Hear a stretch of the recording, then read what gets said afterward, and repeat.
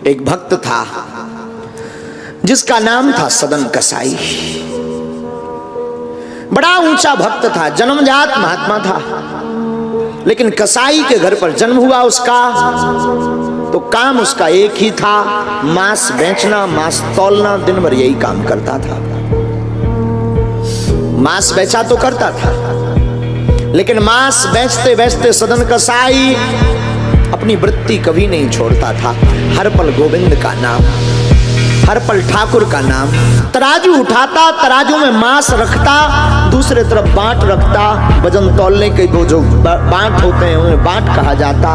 वजन तौलने वाला बांट रखता, और रखते ही जैसे ही हाथ में वो स्पर्श करता मांस को, तुरंत आंख बंद करके हे गोविंद, हे मधुसूदन, हे नारायण, हे माधव पुकारने लगता। उसकी पुकार इतनी ऊंची थी, एक संत कहते थे कि उसकी पुकार में होंठ तो नहीं बोलते थे, पर अंतरात्मा से उसकी पुकार इतनी ऊंची थी कि भगवान अगर उस वक्त भोजन कर रहे हों और अगर वो एक बार कहते हे मधुसूदन, हे गोविंद, तो उसकी आवाज तो मुंह से नहीं निकलती थी, पर अंतरात्मा की इतनी तेज आवाज थी, इतनी तेज आवाज थी कि हमारे मधुसूदन, हमारे गोविंद भोजन छोड़ करके आंखें बंद करके उसकी पुकार सुनने के लिए ललायत हो जाते थे।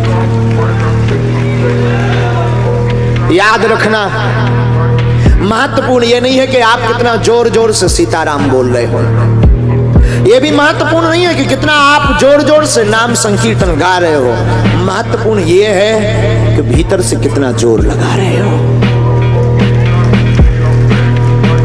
अंतरात्मा से अगर आपने नाम संकीर्तन लिया तो आवाज बाहर निकले, गले के बाहर, मुख के बाहर निकले या ना निकले, आपकी पुकार पहुंचनी है।